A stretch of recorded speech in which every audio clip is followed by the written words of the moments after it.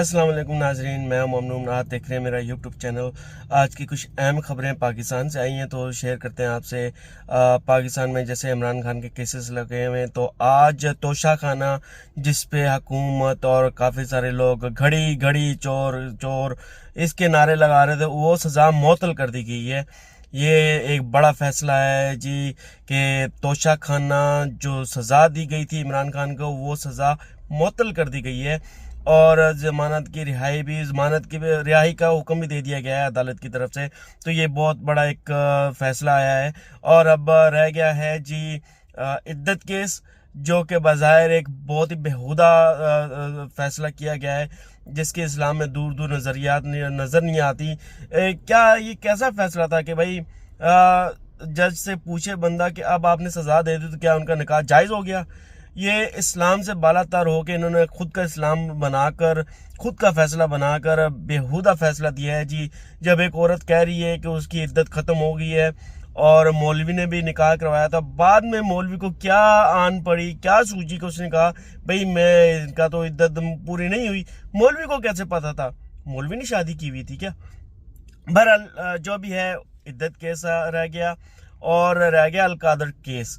अलकादर में मलिक रियाज को क्यों नहीं बुलाया जा रहा जनाब?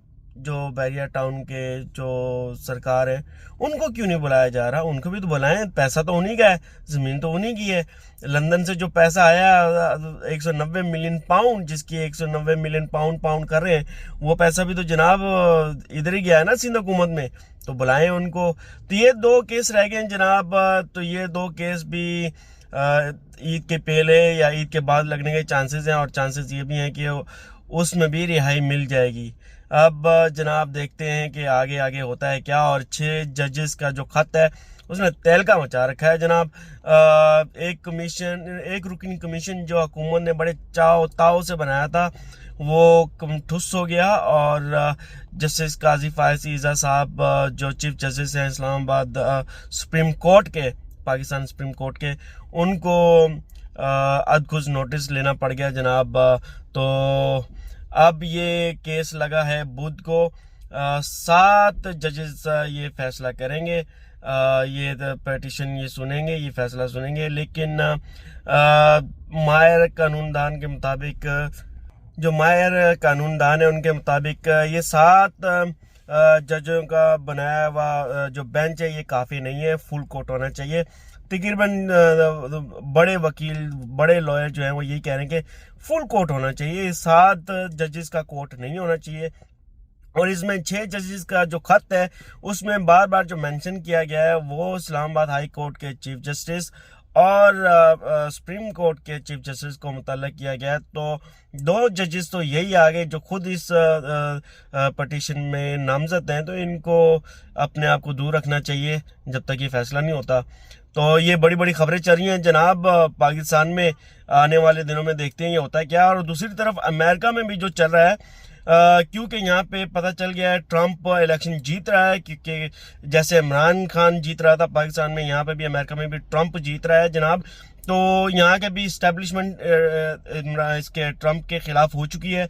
बहुत से बेहुदा केस बनाए जा रहे हैं, बहुत सी चीज़ों में हो रहा है, लेकिन ट्रंप डटे हुए हैं। काफ़ी केसों में अपना बेल भी ले चुके हैं और ट्रंप यहाँ पे काफ़ी स्ट्रांग हो चुके हैं अभी, क्योंकि बाइडन की कुछ पॉलिसीज जो है ना, यहाँ के काफ़ी बिजनेसमैन अपना लॉस भी खो चुके हैं, अपना लॉस भी करवा चुके हैं, काफ़ी सारा लॉस भी हो चुका है। तो काफ़ी सारे लोग बाइडन से परेशान हैं, बाइडन से जो है ना उम्मीद छोड़ चुके हैं, क्योंकि बाइडन ने जो कुछ काम किए वो अच्छे नहीं है। कि काफ़ी सारे लोग जो बाइडन को सपोर्ट कर रहे थे पहले जब इलेक्शन हुआ, तो वो उनकी मेजॉरिटी अब बाइडन को छोड़ चुकी है, ट्रंप की तरफ जा चुकी है। तो आने वाले इलेक्शन में क्लियर है कि ट्रंप जीत जाएंगे। तो इसीलिए यहाँ की एस्टेब्लिशमेंट भी ट्रंप के खिलाफ हो चुकी है, ट्रंप के खिलाफ काम कर रही है। अब यहाँ पे ये तय पा चुका है कि भाई यहाँ के इलेक्शन जो है, जब यहाँ के इलेक्शन होंगे तो उस टाइम पे यहाँ पे भी एक्स वगैरह सोशल मीडिया तकरीबन बैन कर दिया जाएगा। अब होता नहीं होता, क्योंकि यहाँ पे अमेरिका में डेमोक्रेसी तो है, जमहूरियत यहाँ पे प्रॉपर जमहूरियत है। क्योंकि यहाँ पे हुकूमत या कोई भी बंदा कुछ भी काम कर दे तो यहाँ की आवाम उठ खड़ी होती है, आवाज़ बुलंद करती है और वो फैसला वापस करवाना पड़ता है। जैसे मोदी सरकार ने अपना कानून लाया था CAA का, तो वहां की मेजोरिटी अवाम निकल आई तो मोदी को वो वापस लेना पड़ गया अपना बिल।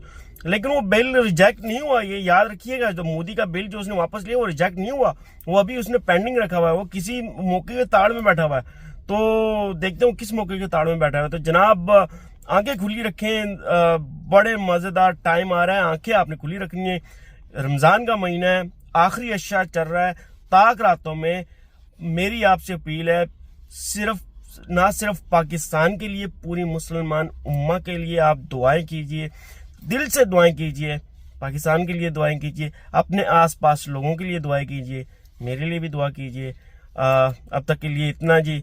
जैसे मेरे पास और मज़ीद अपडेट आएंगी तो मैं आप लोगों के साथ शेयर करूंगा, और जैसे रमज़ान गुजर जाएगा तो उसके बाद मैं बाकायदा अपने वीलॉग बनाना शुरू करूंगा, क्योंकि रमज़ान में मैंने अपने वीलॉग बंद किए हुए थे। मैं नहीं चाह रहा था कोई ऐसी वैसी खबरें आए और मैं शेयर करूं रमज़ान के महीने में। तो रमज़ान के बाद मैं बाकायदा अपना वीलॉग का डेली बेस का कोशिश करूंगा, डेली बेस में अपना एक आधा वीलॉग बना लिया करूं। आप लोगों से गुजारिश है कि मेरा चैनल सब्सक्राइब करें। अगर आपको मेरी खबरें पसंद आती हैं तो मैं कोशिश करूंगा कि आपको जैसे मेरे पास अपडेट आया करें मैं आपसे शेयर कर दिया करूं। अब तक के लिए इतना ही जी, इजाज़त दीजिए, अल्लाह हाफिज़।